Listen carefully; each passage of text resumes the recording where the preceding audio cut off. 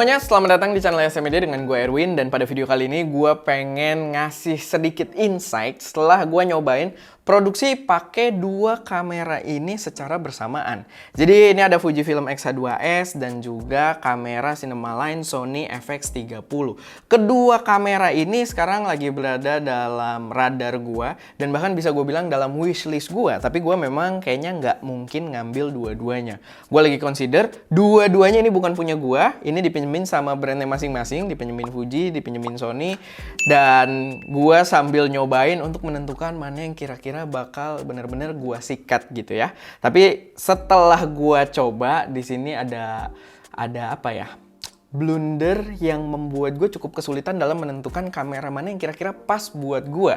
Jadi gini, gue mungkin akan tekenin dulu. Nih kalian ngeliatnya agak lucu karena kita video ini harusnya brand free banget ya. Karena ini opini gua pribadi jelas dan di sini semoga brandnya juga nggak ada masalah karena gua bandingin Sony, Fuji dengan baju Nikon gitu ya. Jadi brand free banget dan apa yang gua keluarkan di sini bener-bener yang memang gua rasakan. Jadi kemarin kalau kalian tahu kita ada sempat ngetes GoPro, kita kerjasama dengan Suron Indonesia, dirt bike elektrik buat kayak off-road gitu ala-ala motor trail. Dan walaupun utamanya itu adalah video yang membahas tentang si GoPro, tapi kita bawa dua kamera ini buat tes secara langsung juga karena di konsep video seperti itu bakal banyak banget momen-momen yang gua rasa asik buat dibikin slow-mo gitu. Dan memang kedua kamera ini salah satu fitur kuat yang membuat gua consider banget itu adalah 4K slow-mo-nya, 4K 120p. Dimana tadinya cuma Fujifilm X-H2S yang menawarkan di jajaran APS-C, tiba-tiba muncul Sony dengan FX30-nya dengan harga yang lebih murah gitu ya. Walaupun harga Indonesianya kita masih belum tahu berapa, tapi MSRP luarnya juga udah kelihatan kalau dia harusnya lebih murah dari si X-H2S. Nah, pas gua bawa ke sana, kita langsung cobain kedua kamera ini. Ini ada insight yang bener-bener menarik menurut gue. Jadi kayak yang tadi gue bilang, kita ngetes utamanya itu kita memang ngambilin slow-mo pakai kedua kamera ini. Walaupun pakai si X-H2S karena dia memang gear utama kita juga gitu ya. Maksudnya kita gear utama di sini Fujifilm. Kita ada beberapa shot-shot utama juga di sana ala-ala sok-sok ngevlog gitu walaupun nggak dipakai di video GoPro-nya ya karena timeline-nya ngawur. Cuman ya kita ada video-video biasa juga.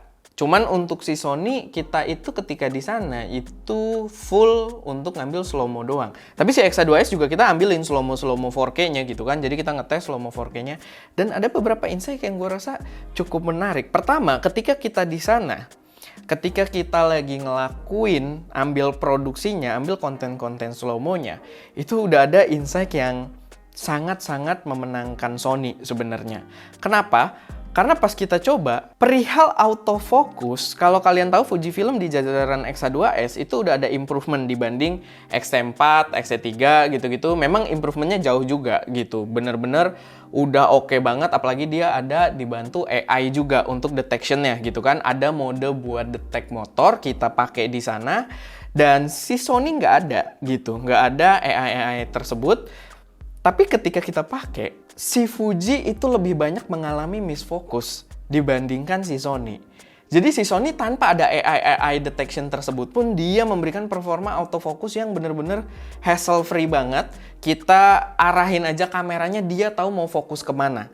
Ada beberapa karena kan ya balik lagi dia tidak mendetek sebagai motor gitu kan. Cuman dia tetap ngedetek orangnya, helmnya, dan dia tahu untuk fokusin ke situ. Ada di beberapa posisi memang misfocus juga.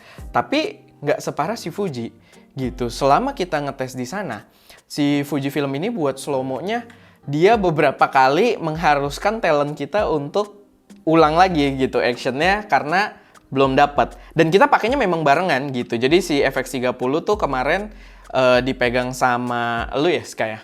FX30 dipegang sama Ska, si X-H2S dipegang sama si Al. Kita ambil momen yang sama, itu si Al selalu, aduh nggak dapet, miss, aduh ya miss gitu beberapa kali gitu sampai akhirnya ya ujung-ujungnya sampai dapet juga gitu kan, kita menyesuaikan kondisi, menyesuaikan framing biar dapet sebagus mungkin dan akhirnya dapet juga tetap gitu. Memang nggak separah itu sih, tapi ibaratnya di Sony itu kita bisa selesai dalam 2 kali shot, di Fuji mungkin 3-4 kali shot gitu karena ada miss di autofocusnya. Nah itu jadi hal yang menarik karena si Cinema-Line FX30 ini lebih murah juga gitu kan dari si X-A2S. Lalu selanjutnya yang kerasa juga, di sana kita nge-shoot lumayan lama lumayan dari pagi sampai siang dan itu start jam 9 tuh udah panas banget sebenarnya di situ ya. Jam 9 sampai kita tuh sekitar jam 11-an kayak.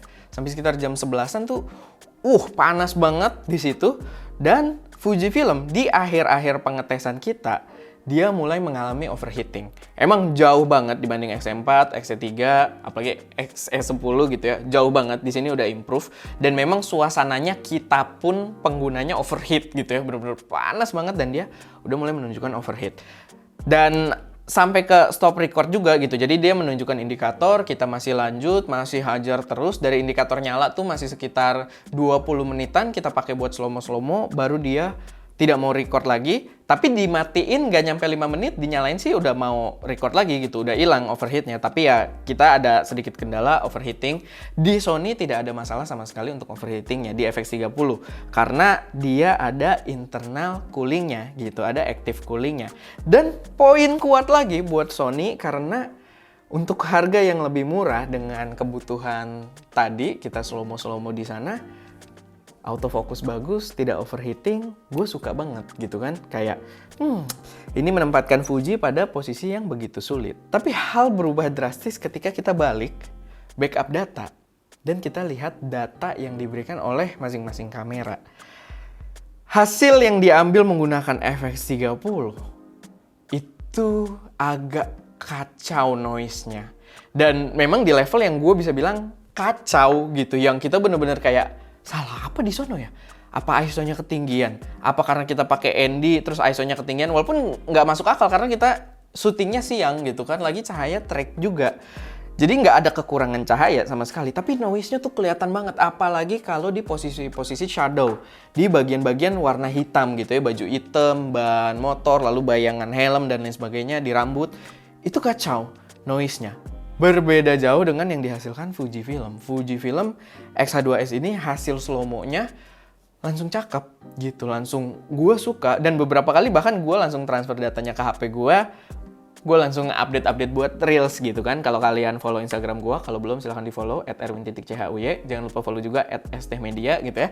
Tapi gue langsung update Reels dan gambarnya bagus, gue suka banget. Dan di situ justru jadi insight buat gua Amaska cari tahu kenapa sih Sony FX30 ini hasil gambarnya untuk slow-mo 4K-nya seburuk itu padahal di siang hari.